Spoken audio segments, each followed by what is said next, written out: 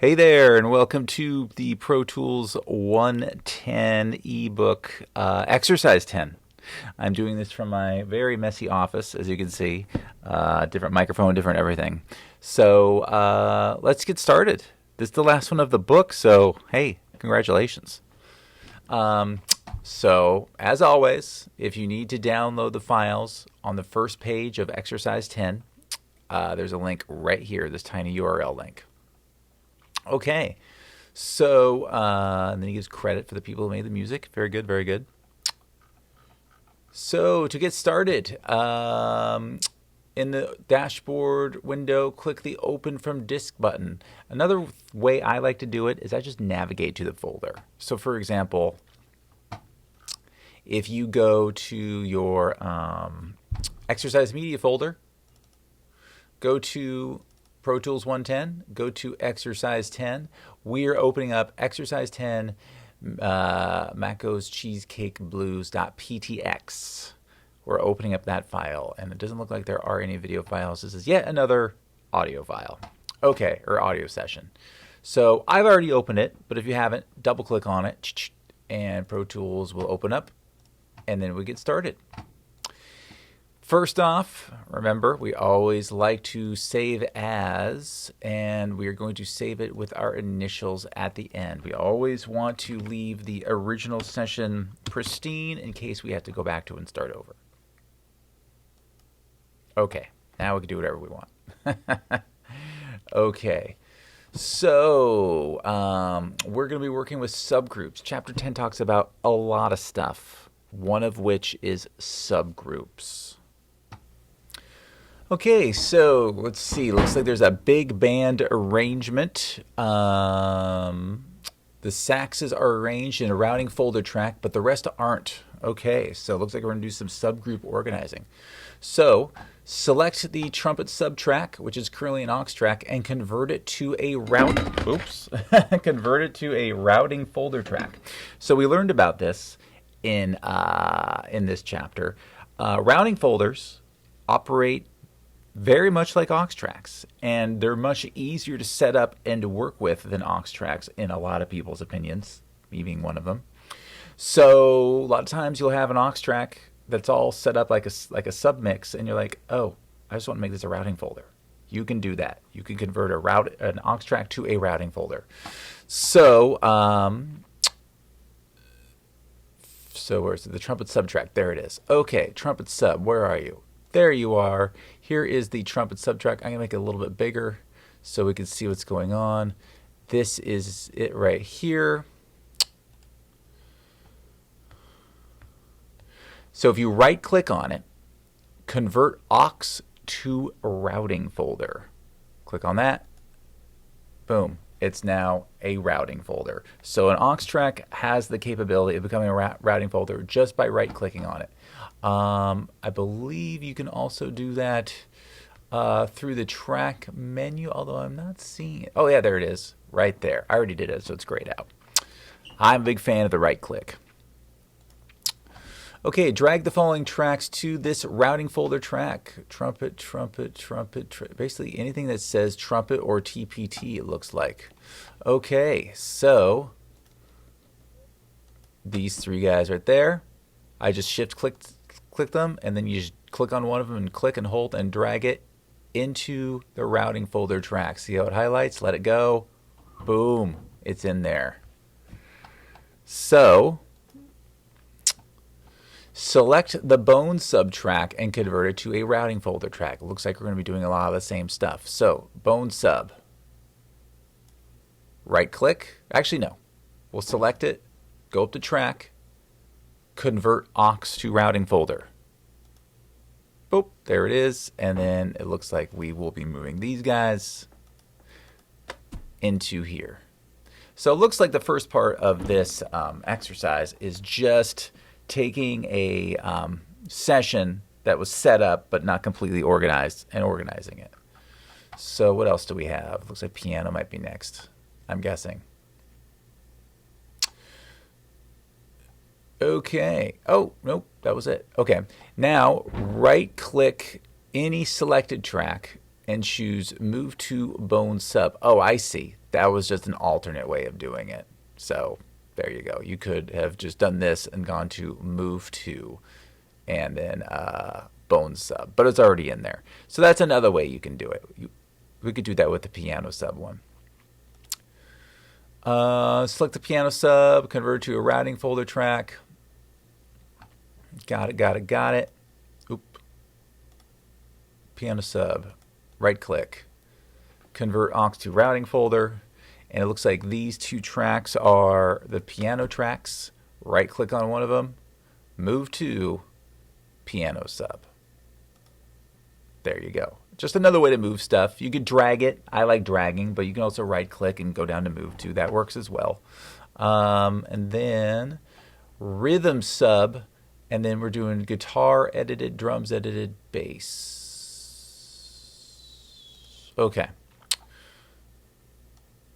So this guy, and this guy, right click, move to, where'd you go? Oh wait, you see how it's not in there yet? Because I haven't changed this to a routing folder yet. So rhythm sub, right click, convert aux to routing folder. Now that it's a routing folder, if I click on these three tracks, move to, it now shows up in the list because it's a folder. It's in there. It's in there. Prego. Remember that commercial? At this point, the output of all the subgroups is going to a track called main sub, an auxiliary input track. We're going to do a little extra routing. Okay, so right now, it's hard to see what's going on, and that's because each track is very compressed, visually compressed. See that? So I like seeing my inserts. I like seeing my sends. I like seeing my input and output. When it's compressed like this, you see all that stuff, but you see like truncated versions of it.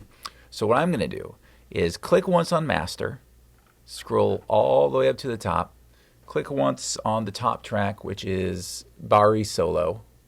I'm shift click on it because we want all the tracks to be selected. Now, shift option, and you see how my mouse is changing into that up down arrow. It does that when you are between the tracks. Click, hold, and drag down.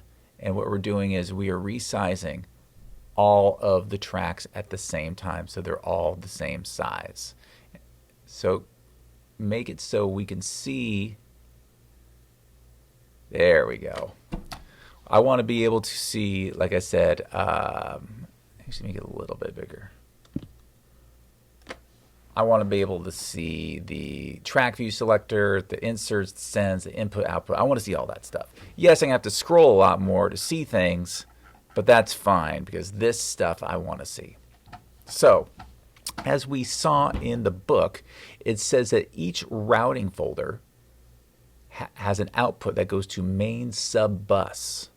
So what's cool is when you put something into a routing folder, look at this. We put these guys into this routing folder, LACC sub, and look what their output is, LACC sub bus. So it's being controlled by the LACC sub.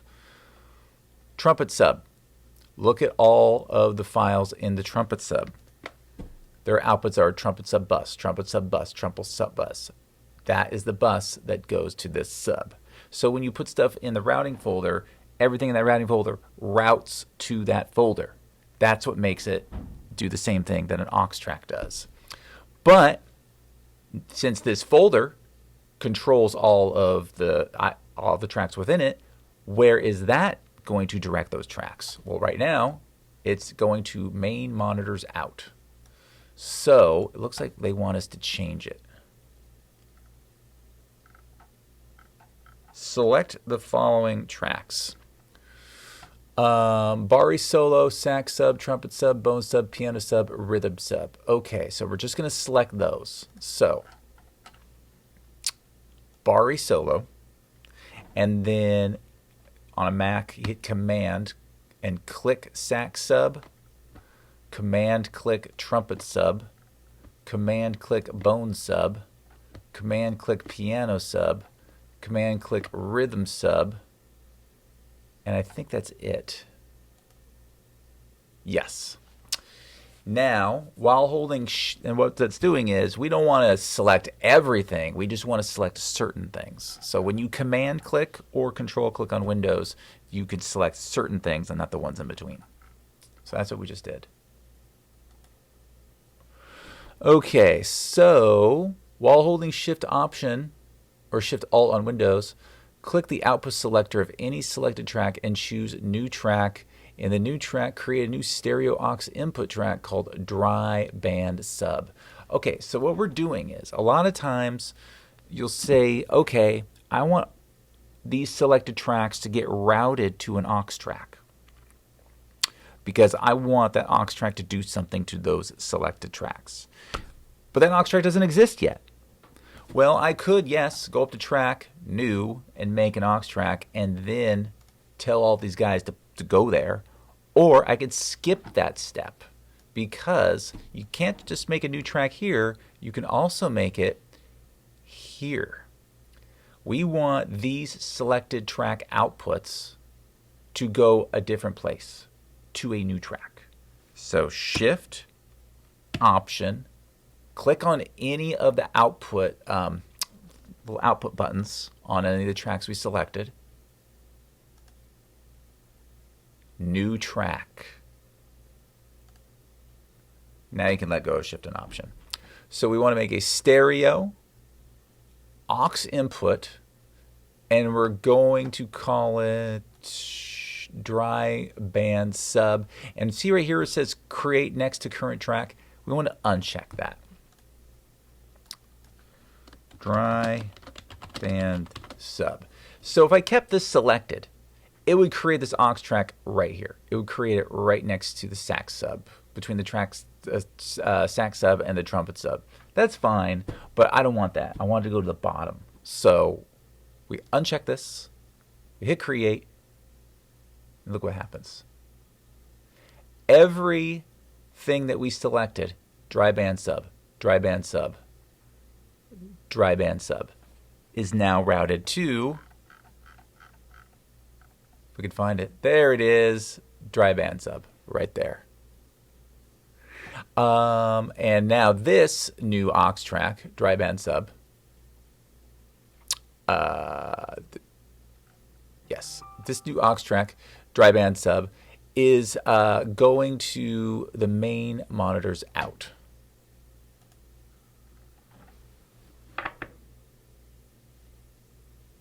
Now what's interesting is that I feel like this is a glitch. If this happened to you, it should not have been put inside the rhythm subfolder. That is a little odd. So if that did happen to you, all you gotta do is click on it and drag it out. There we go.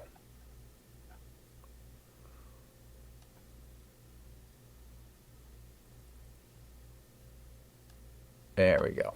So now that shouldn't have happened. I think that's a weird little glitch because I've specifically selected not to do that. But you know, that does happen every once in a while.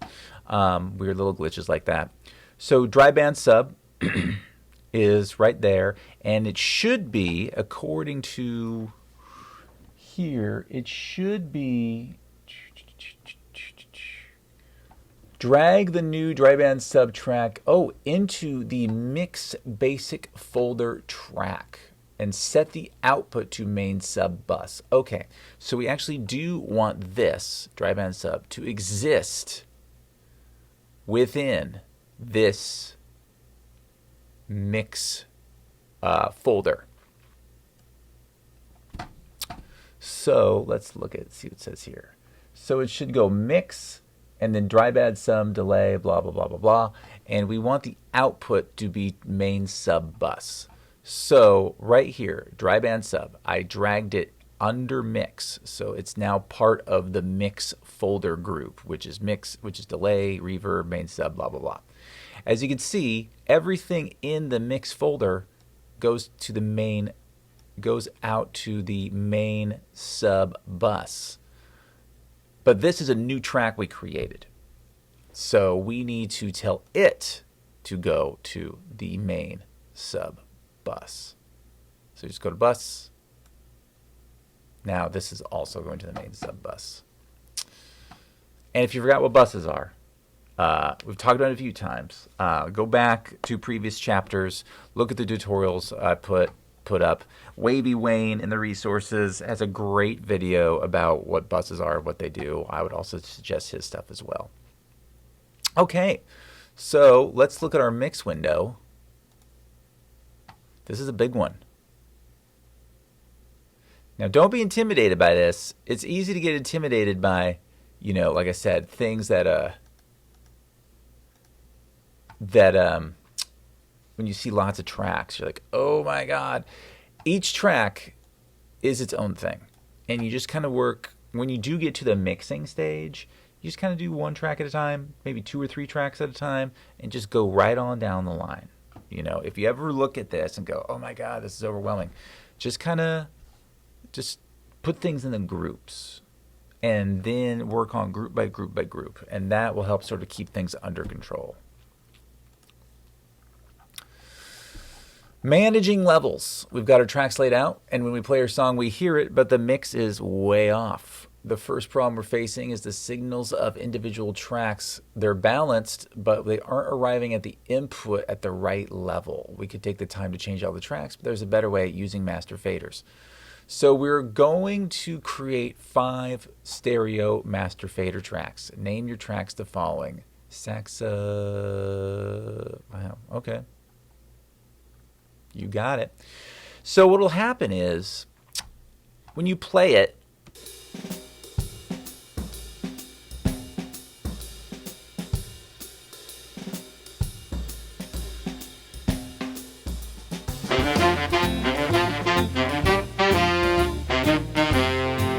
for example, these are all saxophones, right? And if I change the level for one of them,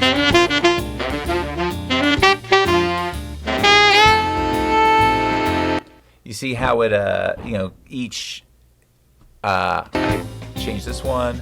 I can change this one if I want.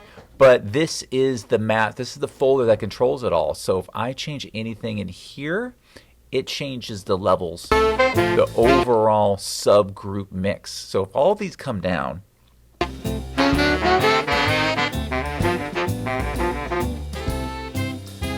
look how the overall volume of this mix came down, right? Whew, thank goodness for undo. But not only that, this is being routed to dry band sub. So this is going to this track, and this track is going to the main sub bus, which is this track right here. So everything is connected. These tracks feed into this folder track. That folder track feeds into dry band sub, and that feeds into main sub, which then goes to the master. So so that's why levels are important. If these levels are too low, yes, you can fine tune it like this, but maybe you've got the ratio you like. Maybe you like that this is a little bit. Oops. Maybe you like that this one is a little bit lower than this, and maybe you like that this one is a little bit higher than this. In other words, you like how all of these are arranged. It's just that the overall mix is a little low. Well, rather than going you can add a master fader track to this group, and that way when you bring it up, it brings it all up. Show you what we mean. So 5 stereo master fader tracks. Okay, track, new, stereo, master fader, 5, create. So it looks like it created them down here. That's fine because we're going to move them. We're going to call sax sub MF, trumpet sub MF. So MF stands for master fader. Sax sub MF. TPT sub MF. bone sub MF MF. Okay. I think it should be called bone sub MF.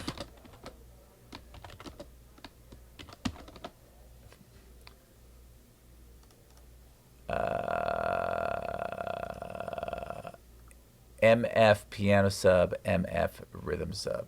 I feel like he misspelled some of this stuff. Which one is this? Hold on. MF piano sub.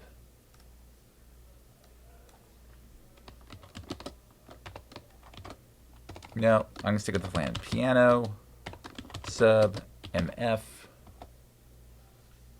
And this would be rhythm sub MF. There we go. Okay. So move the master fader tracks into the corresponding folder tracks. So the sax goes into the sax. So click on the sax, drag it, and put it at the end. There we go. Trumpet goes into the trumpet folder track. You see, I'm in the trumpet folder, and you can tell because it's color coded. See? And see how it's all kind of highlighted? So I'm going to drop it at the end. Oop. No, we want it in the folder. There we go. Got to make sure it goes in the folder. Trombone. So there's the bone sub. We want to put it in the bone folder at the end. Piano sub at the end of the piano subgroup, and rhythm sub at the end of the rhythm subgroup. Got it. Okay. So, let's see what happens now. Set each master fader track to the following levels. Let's see. Okay, so sax sub should be negative 13.4.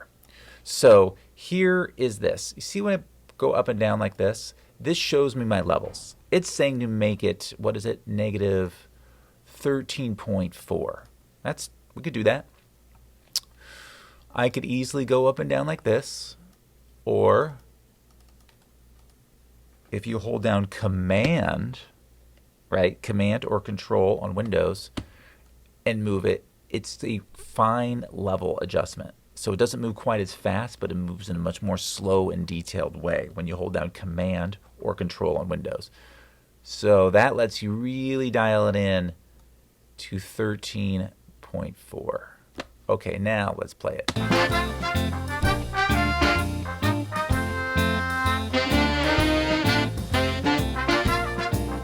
See, all of these, look, are feeding into the master fader. How do I know?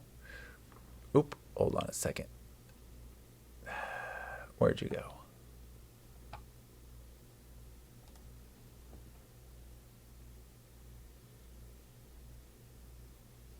Okay. So, note how this is going to the sax sub bus.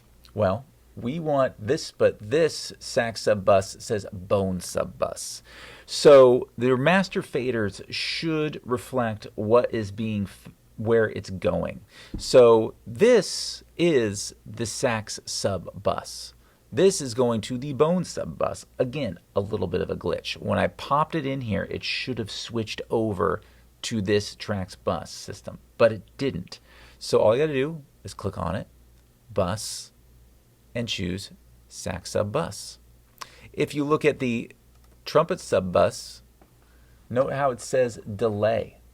That should go to the trumpet sub bus. So now,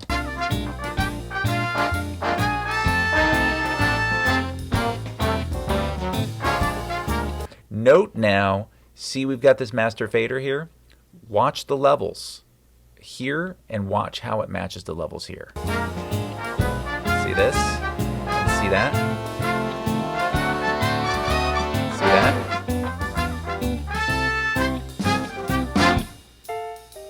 So all of this is feeding in the master fader, and this master fader will help control this level. Now, why can't we just use this? Well, we could, but we want to make sure, but this folder track also has these inserts on here. So we want to make sure that the signal coming into here is clean, not too loud, not too quiet, before it hits the folder track, because it's got all of this stuff on here too. So that's why we do the master fader. Yes, we could control the overall fade. This acts as a master fader in a way for this subgroup. But since it has these inserts on here, it kind of complicates things a little bit. So if we add a master fader to this subgroup, then all of the tracks will feed into that master fader, and this will serve the purpose of controlling the volume of this subgroup. That way, when it hits the master folder, it's got the signal that we want. Not too loud, not too quiet, exactly what we want. And then we can concentrate on making sure that this stuff is good.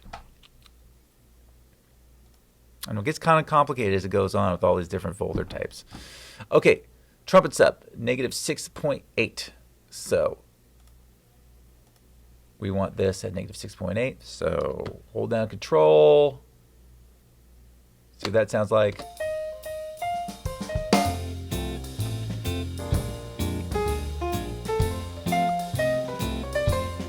Okay, trumpets. Let's get going here. I want to hear some trumpets.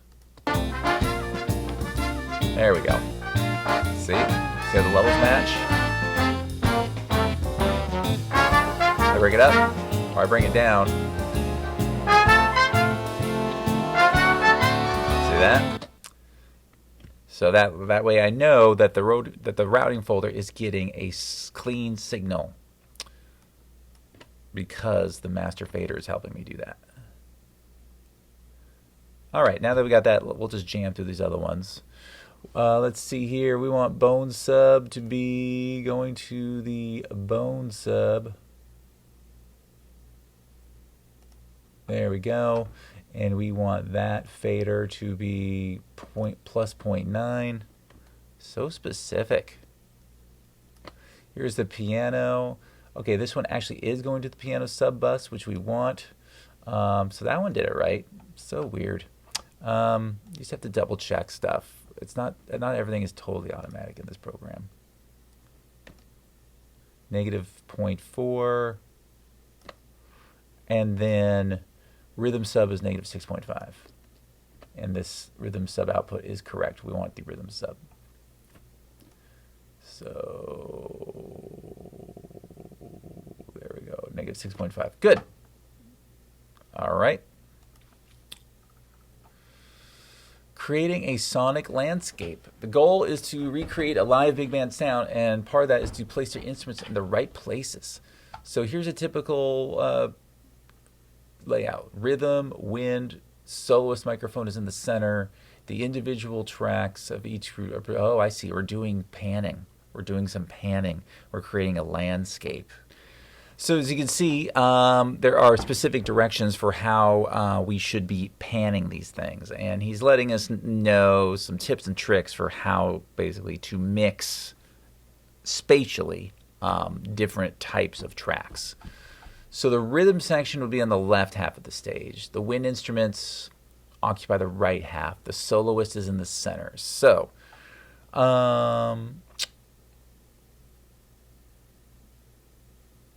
on the sax subtrack, set the left pan to 28 and the right pan to 100. Okay, so sax sub. These are our panning knobs. See this right here?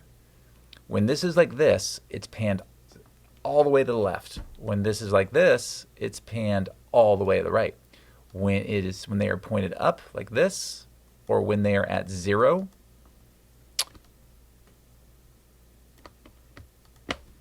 then they're going straight to the center. Now, when it's stereo and both tracks are going to the center, it might sound very similar to what it sounds like when it's like this. But what this means, oops. See, right now they are linked.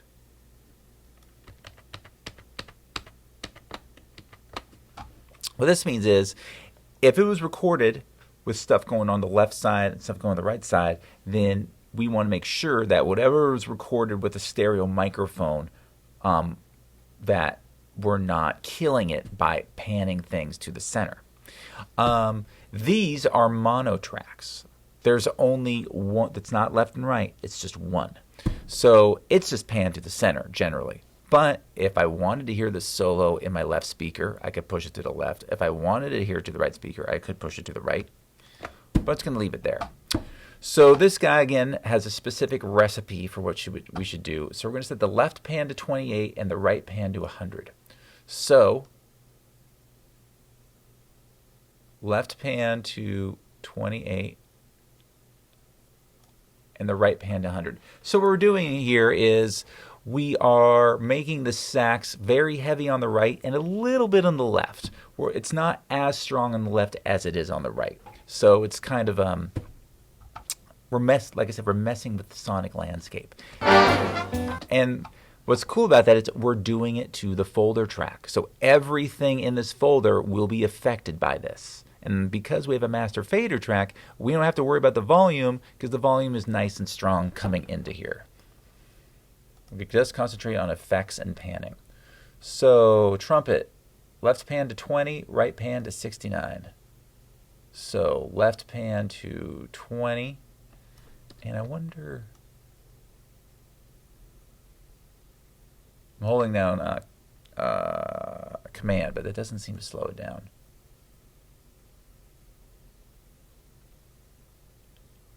So if you were ever listening to music on stereo headphones, this is the type of stuff that they do.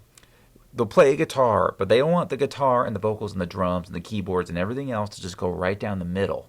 They kind of spread it out a little bit. So the guitar sometimes is a little over here, the bass is a little bit over here, that sort of a thing. It creates a more interesting mix. That's what we're doing here.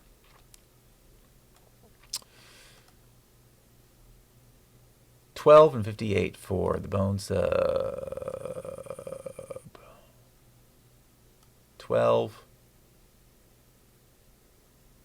And like I said, the closer you get to 0, the more centered it is.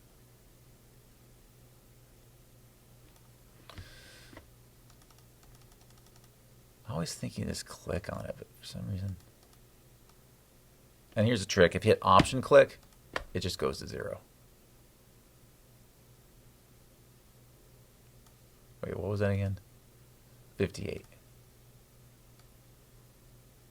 Okay.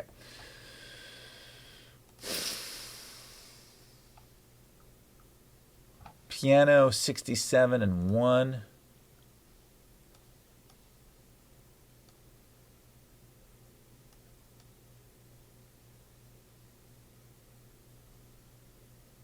All right, so the piano is going to be very much pushed to the left. And rhythm is 11 and 28. Oops. Rhythm is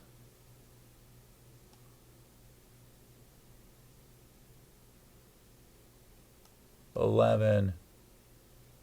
So rhythm will be pretty centered, but still leaning to the right a little bit. Okay. Okay.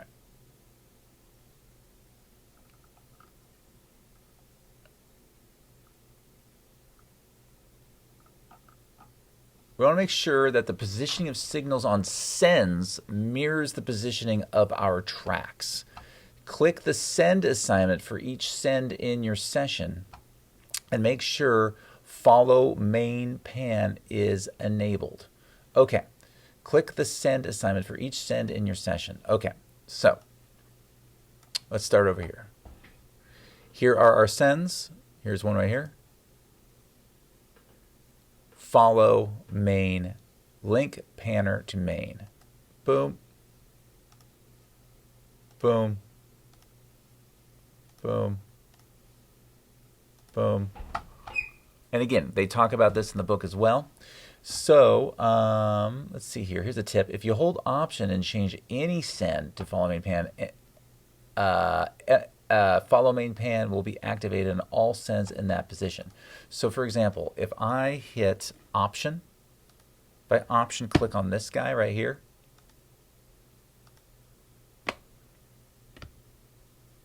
and hit FMP, then all the sends that are in the first selector, which is, this is A, this is B, this is C, this is D, will be set like that. Let's look at B. Okay, option click this, FMP. Now all the B sends are set to follow main pan. Sorry about that. Okay, so we've done that. Now the mix is starting to really come into focus. However, the point of view that you're hearing is quite close to the band. Essentially, you're sitting in the band leader's position. If we moved back into a real listening space, the distance between the left and right player would decrease. This is where our dry band subtrack is going to help. All right, let's listen a little bit. Oh, come on. I'm at the end. Should probably save. There we go.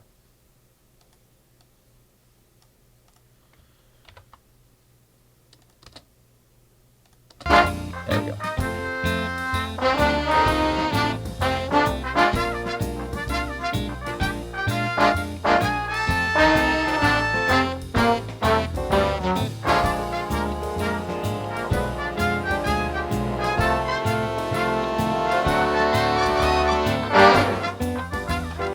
This is cool. Okay.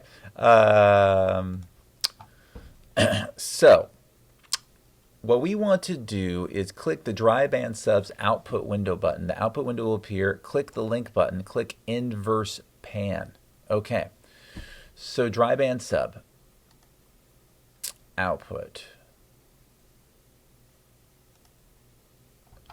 So look at this again.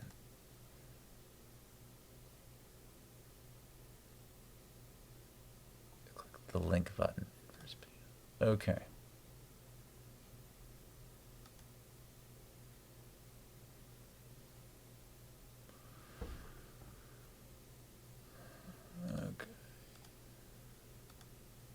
Okay, this is the output button, yes, but if you actually look, every output has its own little fader, the output window button. So there's here the output path selector, but here's the actual button. It's the little thing that looks like a cross or a T, but it's actually supposed to be a fader. You'll click on that, boom. Now we're looking at just this fader. It's not a send, it's the actual fader. See, they all have them. But we want the dry band subs. So there it is right there. So there's this thing called inverse pan. If you click on this, watch what happens.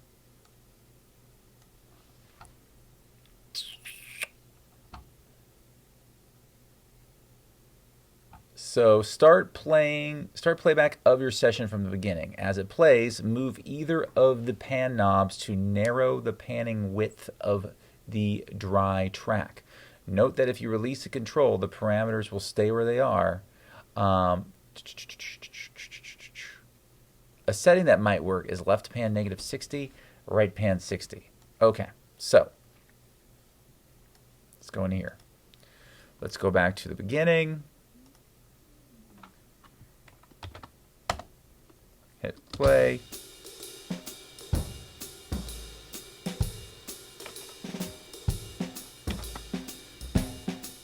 Inverse pan is selected.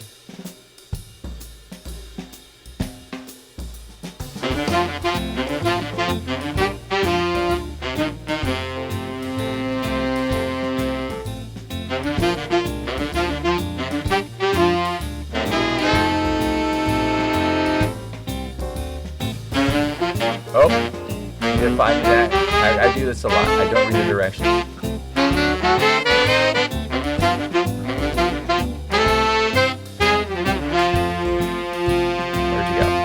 Okay, one thing I forgot to do is link them. This is link. Link. There we go. So when you link them and you have inverse, watch what happens.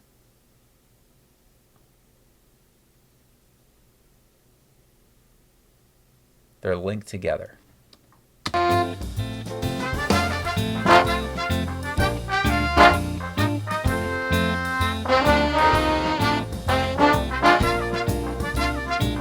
This is something that would definitely help with headphones, because on my little speaker it's kind of hard to tell what's happening.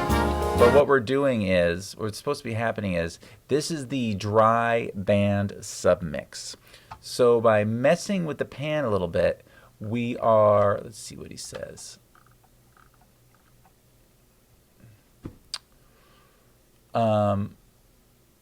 we should be playing with sort of the distance. Because right now there's certain things that sound a little far away. We're trying to bring things a little closer.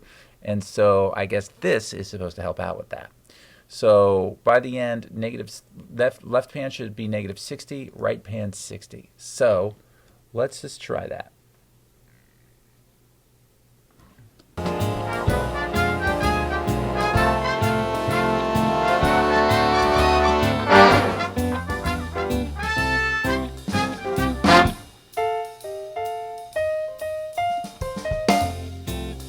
Okay. So we can close this after we do that. I should wear headphones. I have a feeling I could really hear what's going on if I was doing that. Mixed groups. So let's make some mixed groups. Okay, so we're going to create a mixed group called SACCs and assign the letter S to the first bank. So here we go.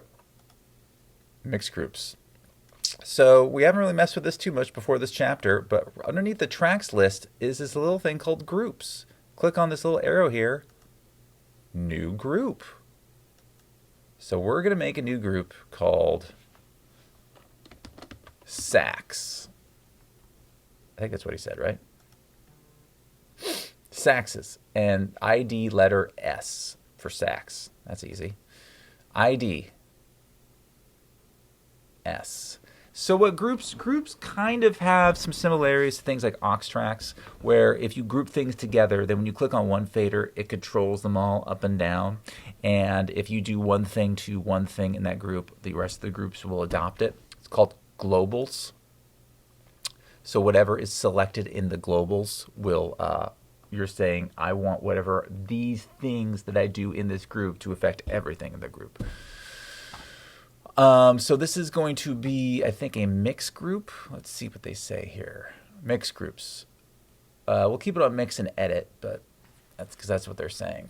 So we want, in the SACCs group, these particular tracks. So we want Barry solo, alto, alto, tenor, tenor, Barry. Okay. Wow. Okay. I need to have this window open at the same time. Okay, so what I'm going to do is I'm going to move this guy out of the way so I can see what to put in the SACCs group. So what we want in the SACCs group is we don't want dry band sub, so we will remove that. If you have a track selected, and then when you click on create group, it will automatically put that track in the group. So that's why that was like that. So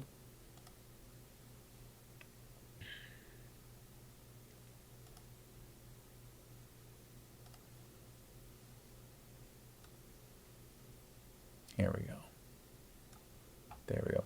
So we want Barry solo. Oh, we want Barry solo sub. Oh, we didn't make a Barry solo sub? Really? I thought we did that. Huh. Barry solo sax sub.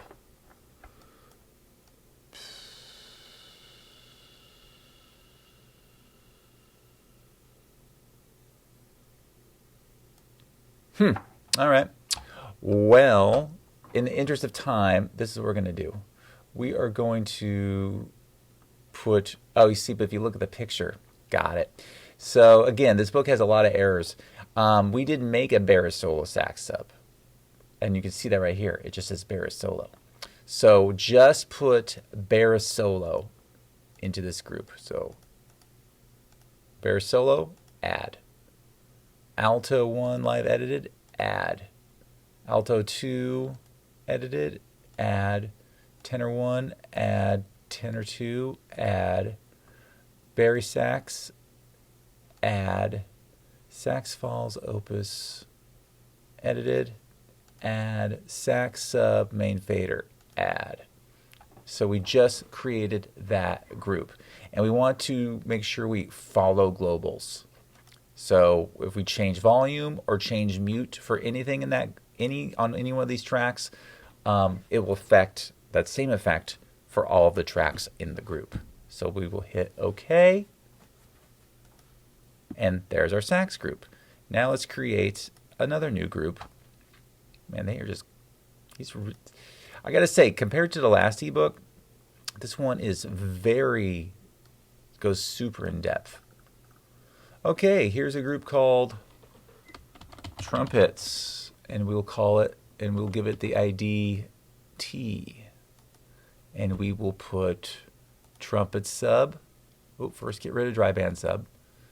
We want trumpet sub, trumpet 1, trumpet 2, 3, 4. I think you could shift select. Yes, you can. So, and those 3 as well. Follow globals. Yes. Okay. Then a mixed group called Bones. All right, let's do it. Let's do it. Here, let me just save this real quick. And let's have the mix window open for this. Okay, so new group. We'll call this one Bones. It'll be B. And we'll have no dry band. We'll have bone sub, bone 1 through 3, plus bass bone, plus that one, plus bone falls opus, plus, there we go, add, follow globals probably, yes. And then now we're going to do piano. And if you're like, why am I doing this? Well, you'll see. And this is something you would do if you work for someone. You'd have to set all this stuff up based on their instructions. Okay, so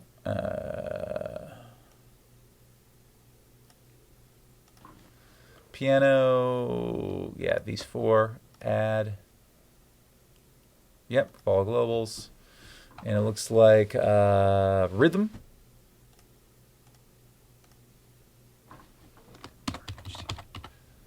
And then, let me guess, R. Hey.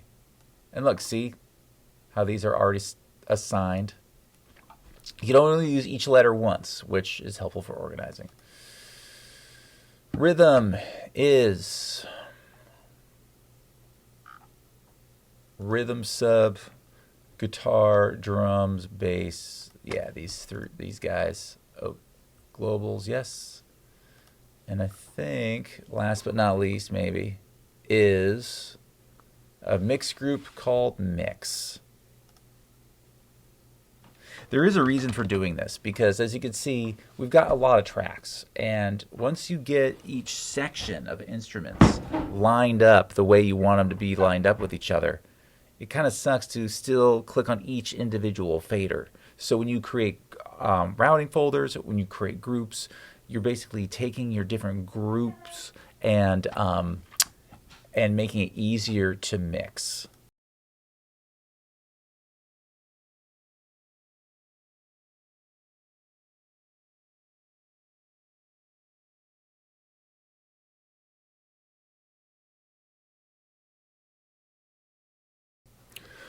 Okay, and it looks like there's one more group, the mix group. So mix, letter M. And then Barry solo. Oh, Barry, yeah. Barry solo. Trumpet sub. Bone sub. Piano sub. Rhythm sub mix. Yep. Is that it? Yes.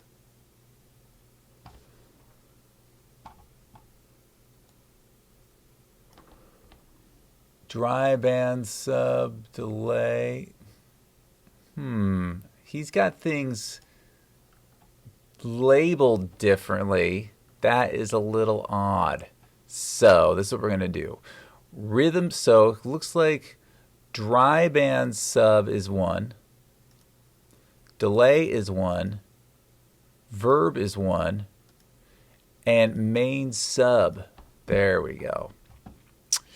Yeah, these are labeled slightly differently than what's actually in the session, which I think is a little weird, but I think we've got what he wants here. So we'll hit OK. Now we've got these groups. In the mix window, and using only your computer's keyboard, deactivate each mix group by pressing the corresponding mix group ID letter until no groups are active, including the all. So as you can see, watch what happens here. When you click on one of these, let's go to LACC. Here's the LACC sub. Watch what happens when I click on LACC. You see how these right here, see where it says no group, no group, no group, no group, no group, no group. Well, if you option click, see when I click on LACC, these get into the LACC, that activates the LACC group. When you deselect it, then the LACC group is not activated. If I click on trumpets, the trumpets is activated. When I shift or option click on it, they're not activated. So I noticed one thing though, and if you want to modify one, you just double click on it. Actually, you click once on it, and you go to edit groups. I'm sorry, that's not what you do. What do you do? Here you go. You right click on it, modify, and here I want to modify. I want to get the LACC sub in there. There we go. Now,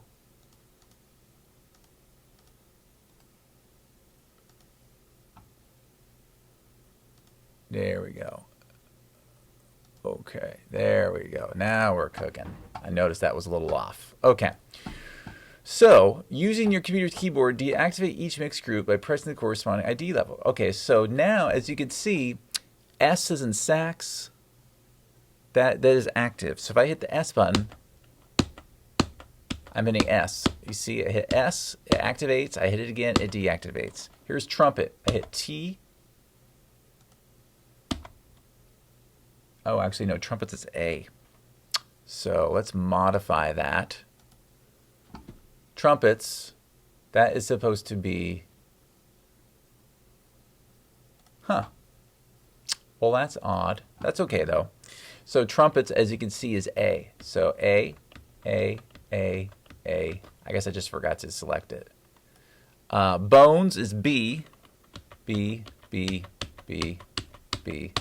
So they want us to deactivate all of the groups.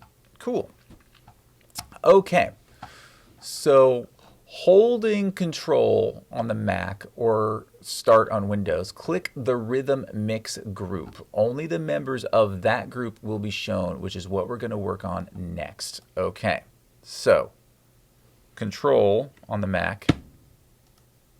There we go. So this is sort of this is the power of groups.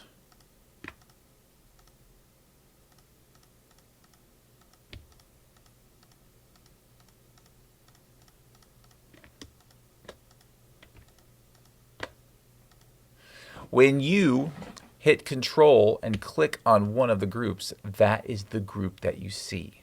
So if I Control click bones, I see the bones. If I Control click trumpets, I see the trumpets. So when you have a bunch of groups, a bunch of tracks, but then you put them into groups, and you're like, I just want to work on this one group.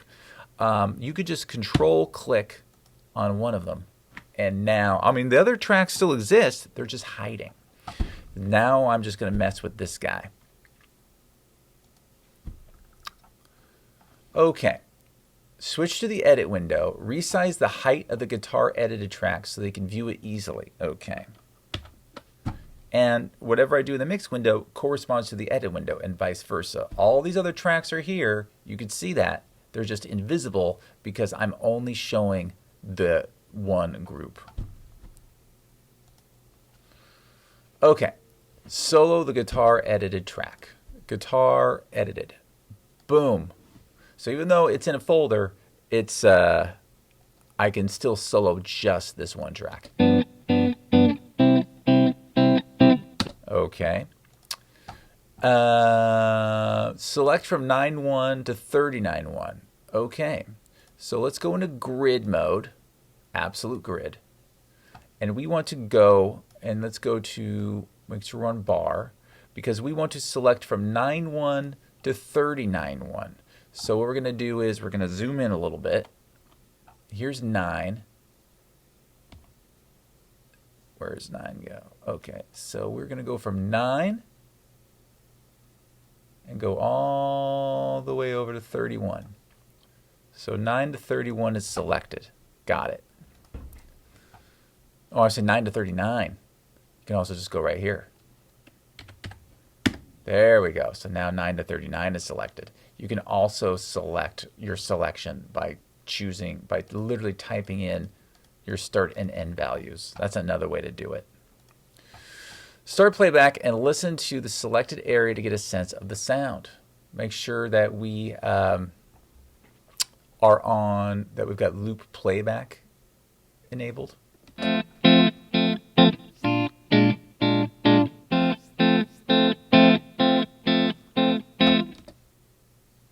All right, so again, 9 to 39. There we go.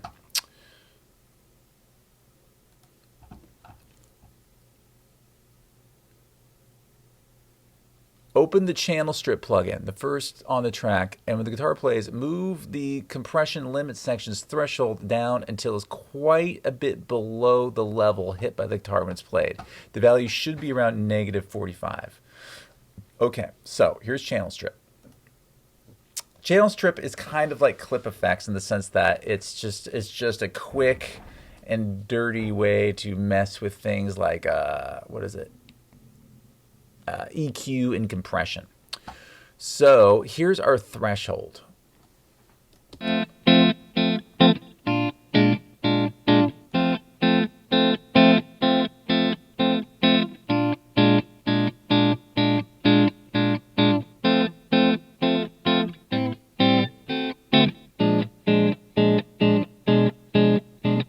So they want the threshold to go down to 45. What that means is our threshold is where the compressor will start working. So what we're saying is when the level hits -45, then the compressor will start pushing the guitar effect level down. So we're basically quieting it. We're basically compressing it down. If I brought it up, that would allow the guitar to be louder. But I'm saying, no, starting around -45 decibels, I want the levels to stay down. So then the next thing is setting the attack and release to their lowest values. So attack, release. So again, if you want to know more about compression, check out this week's resources and also read the chapter as well, because I think his description of what we do with compression effects is actually pretty good.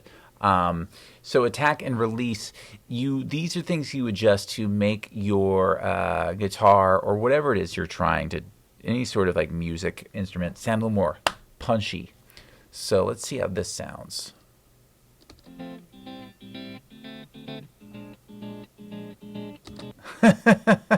Not very punchy, but it is just by itself. Let's see what else. While the guitar plays, gradually increase the attack until you reach the maximum value. Now you hear a bit more of the initial attack. So the attack is the actual hitting of the strings. Actually, I'm sorry. The attack is the actual, like, well, here, let's listen for yourself.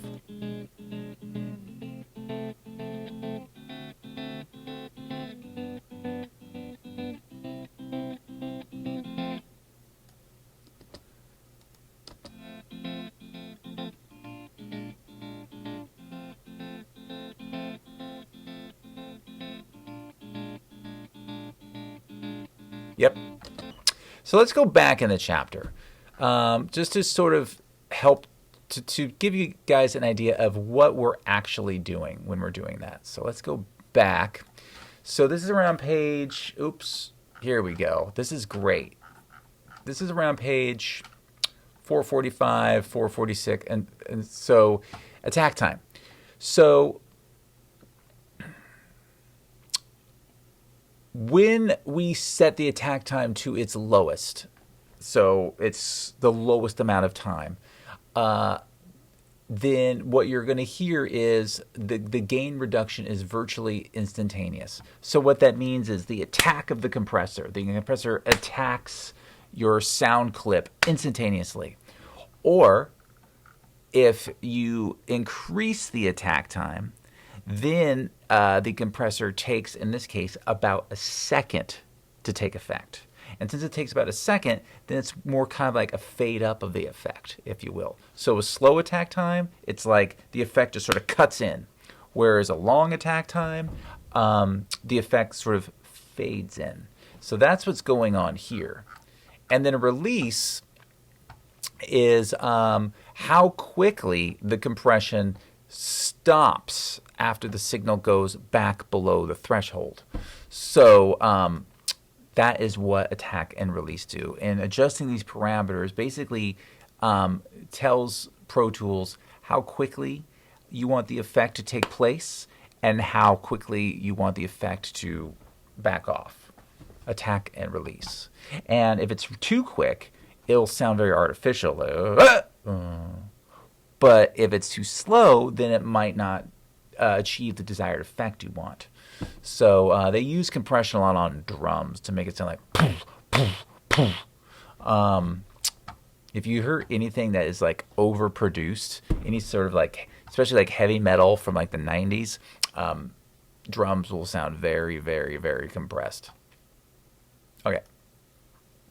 Let's go back to the exercise here because we're almost done. Can you believe it?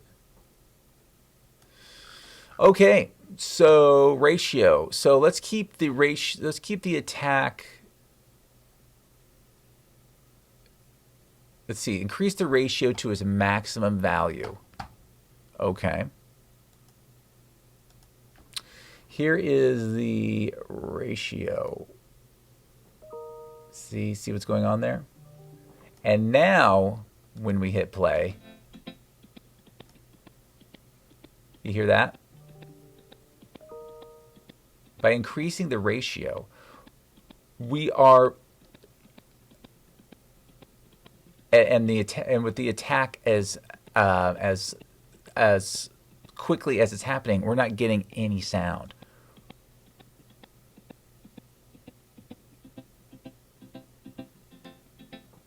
And now you actually do get a little of guitar.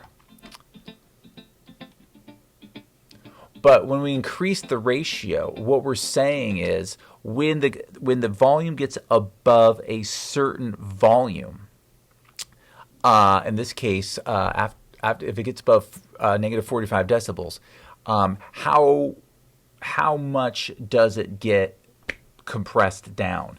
So if it's a very low ratio like this, it's not compressing it at all. But the more the ratio goes up, then the more it pushes it down. Keep trying in an effort to keep it at negative 45 decibels.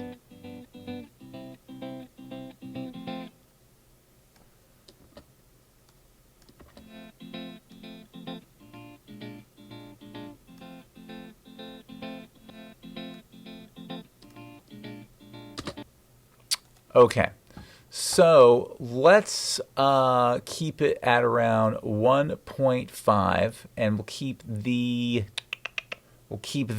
attack all the way up. Let's see what that does. Attack is all the way up, and we'll keep the ratio at 1.5 to 1.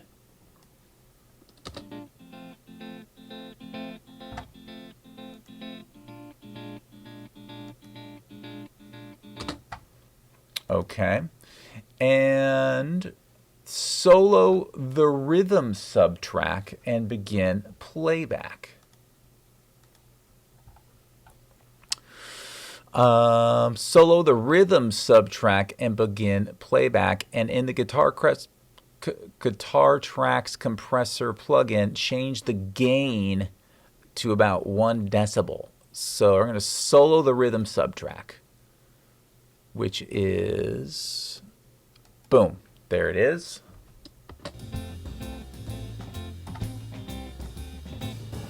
Now let's increase the gain. We're still on the channel strip effect for the guitar track. Let's bring the gain up all the way, just so you can see what it sounds like.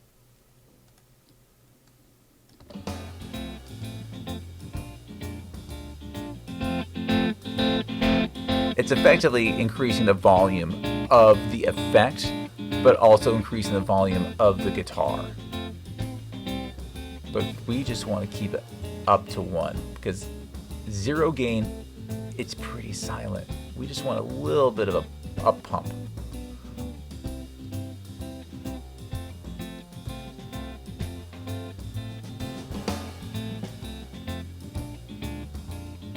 Again, compressors are supposed to be subtle, and it's probably hard to tell what the difference is unless you have headphones on, but we're making it a little punchier and a little louder, but just a little bit. Unsolo the rhythm subtrack and begin playback. Try occasionally bypassing the guitar's channel strip plugin to hear the subtle effect of what you've done. Okay, so I'm going to unsolo this. Can you hear the guitar in there?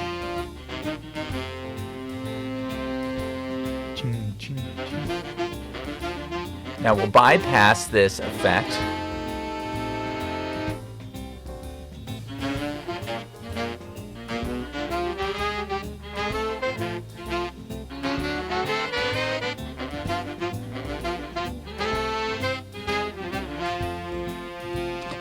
It's subtle, but what's happening there is sometimes when we use compressors, like when you strum a guitar, and sometimes the strings are loud and sometimes the strings are quiet. That's the fault of the guitar player, right? He's going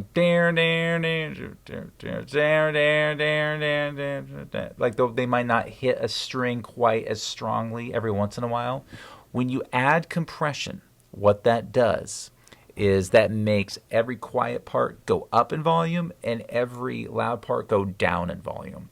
So in this raw performance guitar track, it's not totally perfect in volume for every pluck of the string, but by adding this compression, we've taken the quieter parts and forced them to come up a little bit, and so it sounds more punchy and more consistent.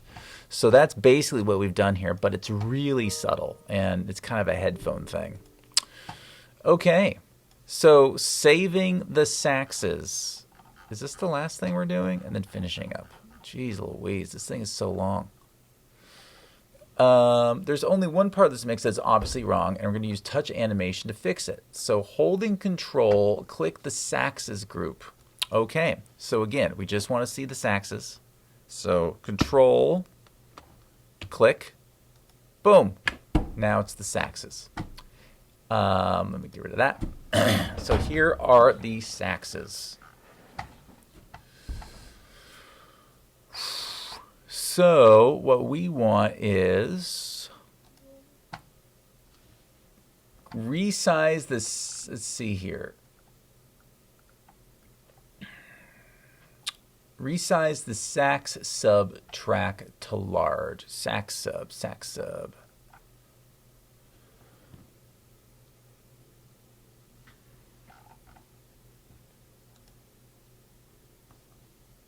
Is it this one? There we go.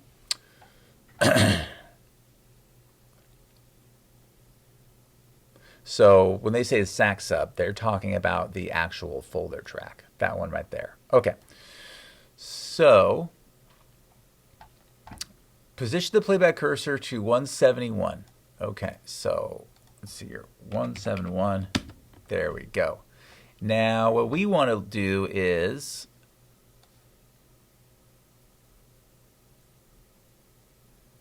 let's see here. We want to see our automation, it looks like.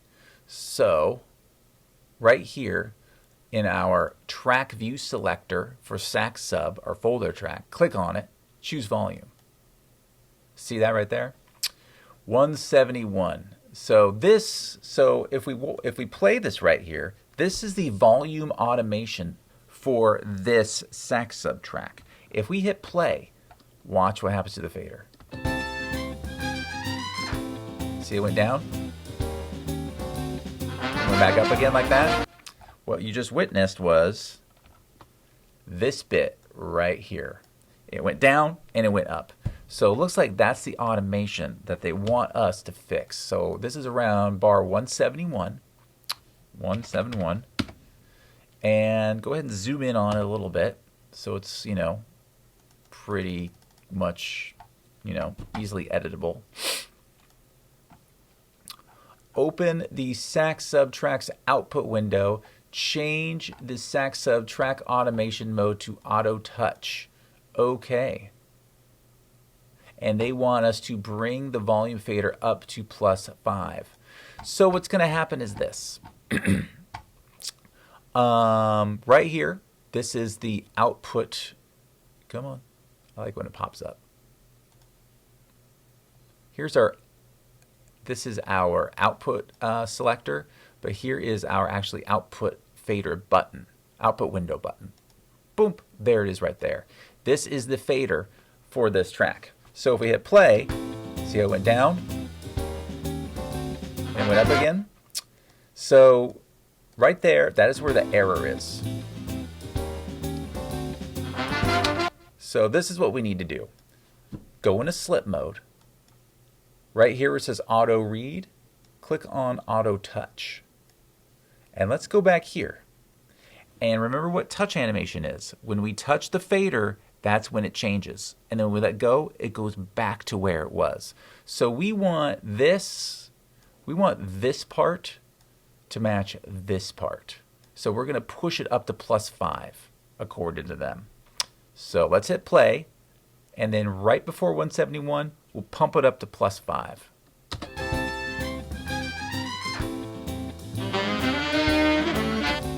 Let go. Okay, that's a little loud, so we can undo that. So let's go back here, put this on auto touch, and when we hit play, right before the cursor hits this moment, we will pump this up to about -5, which is about right there.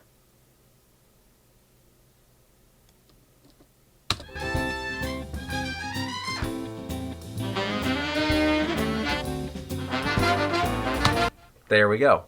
We just auto touched that. I mean, at 4.8, but that's close enough. So here's how it is. Here's how it is now.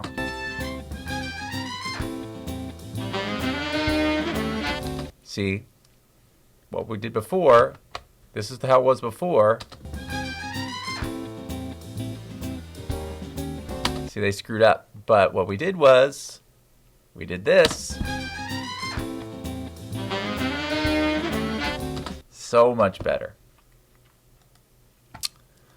Finishing up, we're almost done. To wrap things up, we're going to bounce our mix as a Redbook format audio file. Okay, so basically we're going to prep this for making a compact disc using Dither. Okay, so this is what we need to do. First, save it. And now we'll do that.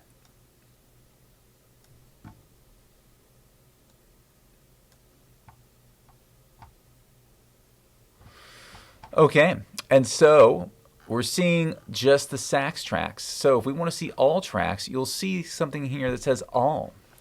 Hit Control, click on all, and now we see all of the tracks. If we go to the mix window, there they all are. Oops. So let's see what they say here. So make a timeline selection from the beginning to the bounce end marker, which is at 180. So let's zoom out. See where it says bounce end right there? And you see here where it says home. Well, first let's go to the beginning. And click home. Oh, actually, no, we don't want to do that. There we go. We want to go from bounce end all. We want to go from the beginning all the way to bounce end. So what I would say is click on bounce end.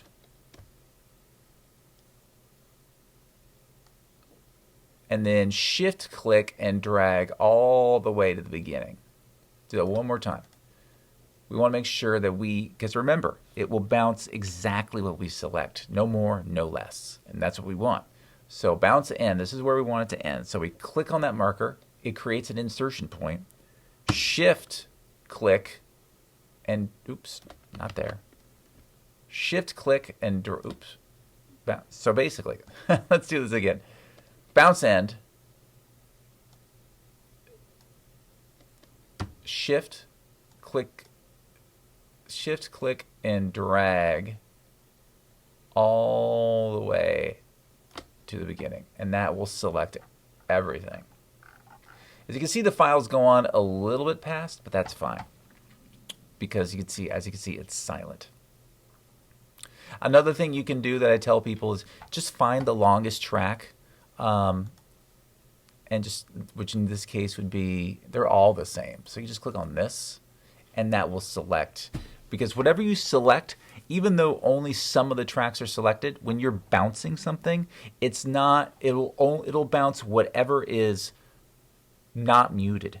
So if I soloed this and bounced, it would only solo that, even though all of these are selected.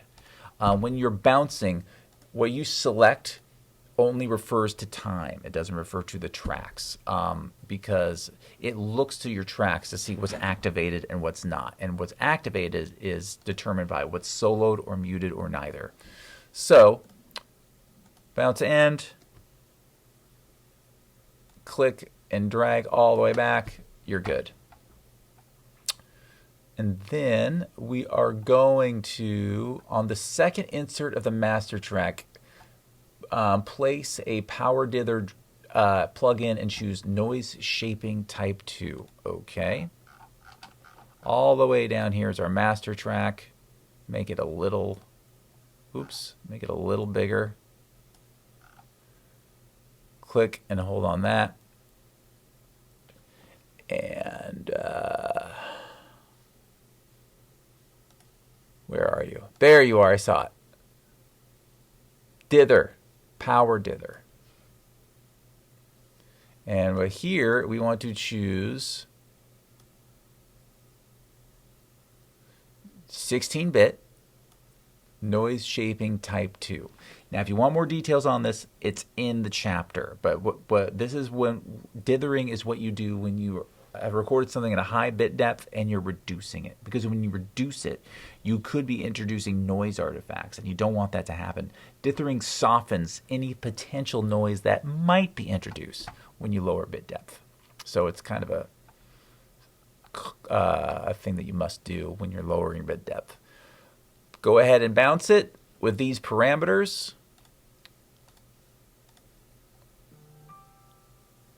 By default, it goes to your bounce file folder. Let's see what they tell us to name it.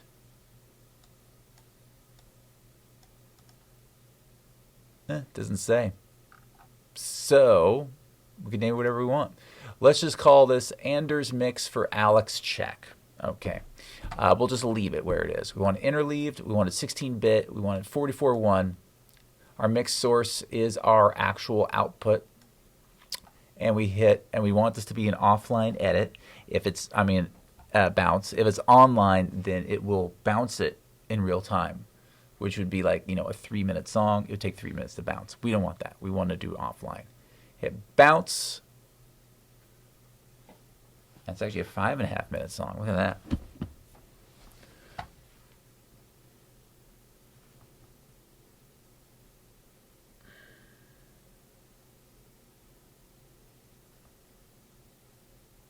Boom. Check your bounce mix in a media player. Okay, so where does it go? It went to our bounced mixed folder, which is in our exercise media folder, exercise 10, bounced files. There it is.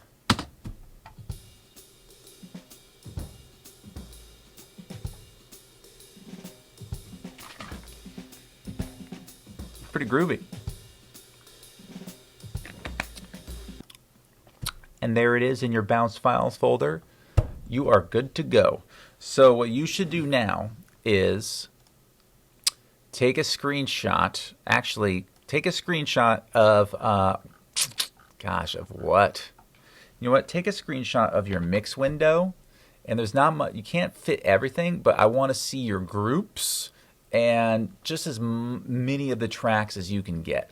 I want to see your groups.